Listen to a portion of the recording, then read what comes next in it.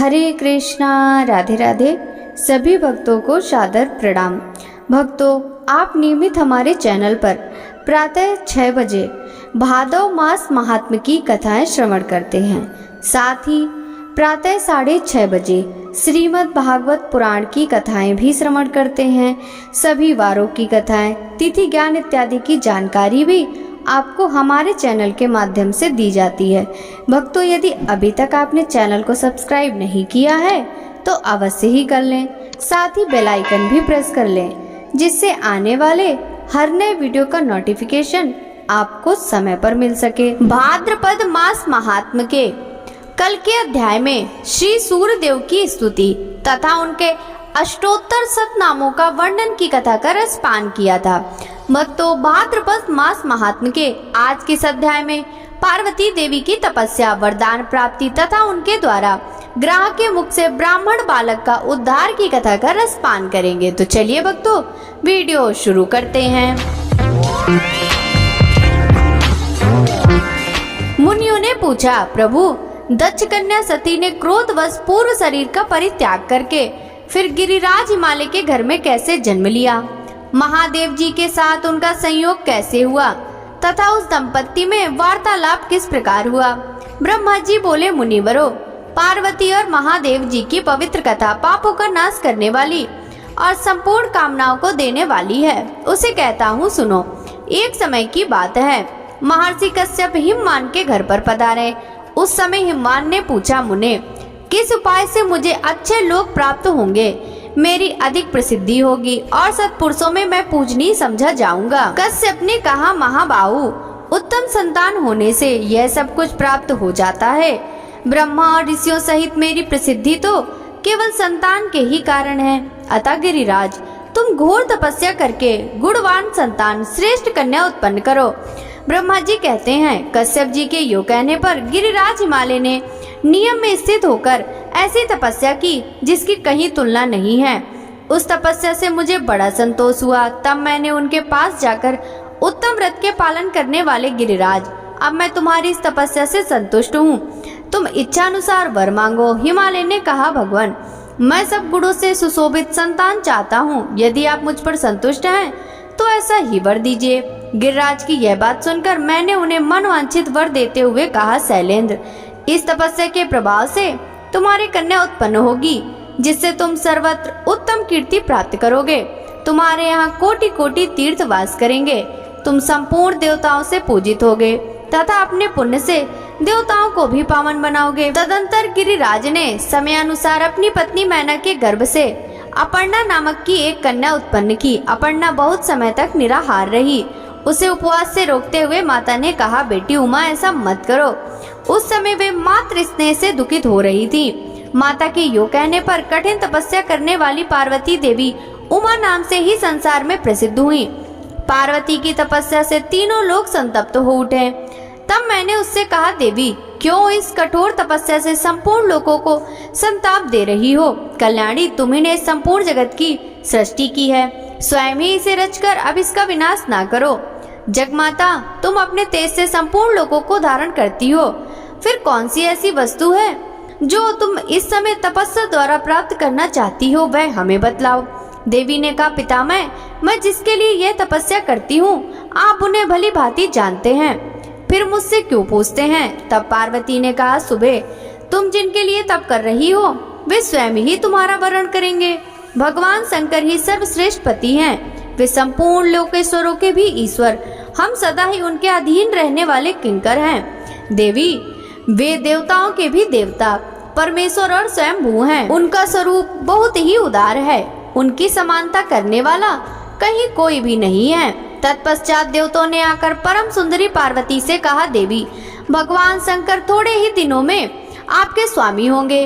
अब इसके लिए तपस्या ना कीजिए। यो कहकर देवताओं ने गिरिराज कुमारी की प्रदक्षिणा की और वहां से अंतर ध्यान हो गए। पार्वती भी तपस्या से निवृत्त हो गई, किंतु अपने आश्रम में ही रहने लगी। एक दिन जब वे अपने आश्रम पर उगे हुए अशोक वृक्ष का सहारा लेकर खड़ी थी, देवताओं की पीड़ा दूर करने वाले भगवान शंकर पधारे। उनके ललाट में चंद्राकार तिलक लगा था।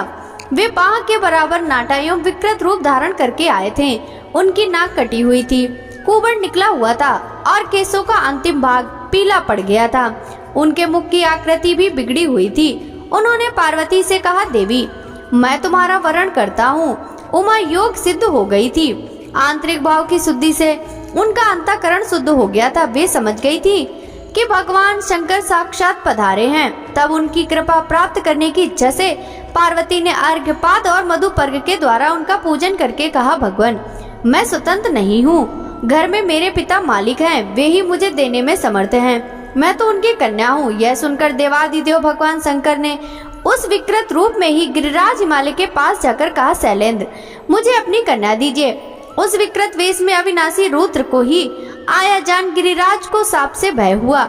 उन्होंने उदास होकर कहा, भगवान ब्राह्मण इस पृथ्वी के देवता हैं, मैं उनका अनादर नहीं करता, किंतु मेरे मन में पहले से ही जो कामना है उसे सुनिए। मेरी पुत्री का स्वयंवर होगा, उसमें वह जिसको वरण करेगी वह उसका पति होगा। हिमालय की यह बात सुनकर भगवान शंकर देवी के पास आकर कहा, तुम्हारे पिता ने स्वयंवर होने की बात कही है, उसमें तुम जिसका वरण करोगी वही तुम्हारा पति होगा। उस समय किसी रूपवान को छोड़कर तुम मुझ जैसे अयोग्य का वरण कैसे करोगी? उनके यूं कहने पर पार्वती ने उनकी बातों पर विचार करते हुए कहा, महाभाग आपको अन्यथा विचार नहीं करना चाहिए, मैं आपका ही वरण करूंगी, इसमें कोई अनोखी बात नहीं है। अथवा यदि आपको मुझ पर संदेह है तो मैं यही आपका वरण करती हूँ। यो कहकर पार्वती ने अपने हाथों से अशोक का गुच्छा लेकर भगवान शंकर के कंधे पर रखा और कहा, देव मैंने आपका वरण कर लिया। भगवती पार्वती के इस प्रकार वरण करने पर भगवान शंकर ने उस अशोक वृक्ष को अपनी वाणी से सजीव करते हुए कहा, अशोक तुम्हारे परम पवित्र गुच्छे से मेरा वरण हुआ है, इसलिए तुम जरावस्था से रहित एवं अमर होगे। तुम जैसा चाहोगे वैसा रूप धारण कर सकोगे। तुम में इच्छा अनुसार फूल लगेंगे। तुम सब कामनाओं को देने वाले, सब प्रकार के आभूषण रूप फूल और फलों से संपन्न एवं मेरे अत्यंत प्रिय होगे। तुम में सब प्रकार की सुगंध होगी और तुम देवताओं के अधिक प्रिय बने रहोगे। यूं कहकर जगत की सृष्टि और संपूर्ण भूतों का पालन करने वाले भगवान शंकर हिमालय कुमारी उमा से विदा ले वहीं अंतर ध्यान हो गए। उनके चले जाने पर पार्वती देवी भी उन्हीं की ओर मन लगाए एक शिला पर बैठ गई। इसी समय देवाधिदेव शिव स्वयं लीला करने के लिए ब्राह्मण बालक का रूप धारण कर निकटवर्ती सरोवर में प्रकट हुए। उस समय उन्हें ग्राह ने पकड़ रखा था। वे बोले, हाय ग्राह से पकड़े जाने के कारण मैं अचेत हो रहा हूँ, कोई तो मुझे आकर बचाए। पीड़ित ब्राह्मण की वह प्रकार सुनकर कल्याणमयी देवी पार्वती सहसा उठ खड़ी हुई और उस स्थान पर गई जहाँ वह ब्राह्मण बालक खड़ा था। वहां पहुंचकर चंद्रमुखी देवी ने देखा एक बहुत सुंदर बालक ग्राह के मुख में पड़ा थर थर कांप रहा है। ग्राह के खींचने पर वह तेजस्वी बालक बड़ा आर्तनाद करता था। उस ग्राहग्रस्त बालक को देखकर देवी उमा दुख से आतुर हो उठी और बोली, ग्राहराज यह अपने पिता माता का एक ही बालक है, इसे शीघ्र ही छोड़ दो। ग्राह ने कहा, देवी छठे दिन पर जो सबसे पहले मेरे पास आता है उसी को विधाता ने मेरा आहार निश्चित किया है। महाभागे यह बालक आज छठे दिन ब्रह्मा जी से प्रेरित होकर ही मेरे पास आया है, अतः मैं इसे किसी प्रकार न छोड़ूंगा। देवी बोली, ग्राहराज मैंने हिमालय के शिखर पर जो उत्तम तपस्या की है उसका पुण्य लेकर इस बालक को छोड़ दो, मैं तुम्हें नमस्कार करती हूँ। ग्राह ने कहा, देवी आप थोड़ी या उत्तम जो कुछ भी तपस्या की है वह सब मुझे दे दो तो शीघ्र ही ये छुटकारा पा जाएगा। देवी बोली, महाग्राह मैंने जन्म से लेकर अब तक जो पुण्य किया है वह सब तुम्हें समर्पित है, इस बालक को छोड़ दो। देवी के इतना कहते ही उनकी तपस्या से विभूषित वह ग्राह दोपहर के सूर्य की भांति तेज से प्रज्वलित हो उठा। उस समय उसकी ओर देखना कठिन हो रहा था। ग्राह ने संतुष्ट होकर विश्व को धारण करने वाली देवी से कहा, महाव्रते तुमने ये क्या किया? भली भांति सोचकर देखो तो सही, तपस्या का उपार्जन बड़े कष्ट से होता है, अतः उसका परित्याग अच्छा नहीं माना गया। तुम अपनी तपस्या ले लो, साथ ही इस बालक को भी मैं छोड़ देता हूँ। देवी ने कहा, ग्राह मुझे अपना शरीर देकर भी यत्न पूर्वक ब्राह्मण की रक्षा करनी चाहिए। तपस्या तो मैं फिर भी कर सकती हूँ, किंतु यह ब्राह्मण पुनः नहीं मिल सकता। महाग्राह मैंने भली भांति सोचकर तपस्या के द्वारा बालक को छुड़ाया है। तपस्या ब्राह्मणों से श्रेष्ठ नहीं है, मैं ब्राह्मणों को श्रेष्ठ मानती हूँ। ग्राहराज मैं तपस्या देकर फिर नहीं लूंगी। कोई भी मनुष्य अपनी दी हुई वस्तु को वापस नहीं लेता, अतः यह तपस्या तुम में ही सुशोभित हो, इस बालक को छोड़ दो। पार्वती के यूं कहने पर सूर्य के समान प्रकाशित होने वाले ग्रह ने उनकी प्रशंसा की, उस बालक को छोड़ दिया और देवी को नमस्कार करके वहीं अंतर ध्यान हो गया।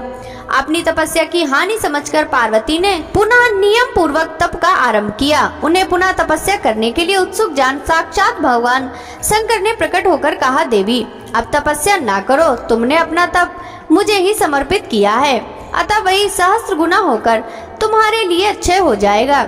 इस प्रकार तपस्या के अच्छे होने का उत्तम वरदान पाकर देवी उमा को बड़ी प्रसन्नता हुई और वे स्वयंवर की प्रतीक्षा करने लगी। ब्रह्मा जी कहते हैं, तदंतर समयानुसार हिमालय के विशाल पृष्ठ भाग पर पार्वती का स्वयंवर रचाया गया। भक्तों, आगे की कथा का वृतांत हम कल के अध्याय में श्रवण करेंगे। भाद्रपद मास महात्म्य की यह कथा यदि आपको अच्छी लगी हो तो इस वीडियो को लाइक कर ज्यादा से ज्यादा भक्तों के साथ शेयर कीजिएगा। साथ ही वीडियो के कमेंट बॉक्स में जय जय श्री हरि विष्णु जरूर लिखिएगा। आपसे मिलते हैं भाद्रपद मास महात्म्य के अगले अध्याय की कथा के साथ। तब तक सभी भक्तों को हरे कृष्णा, राधे राधे, हर हर महादेव।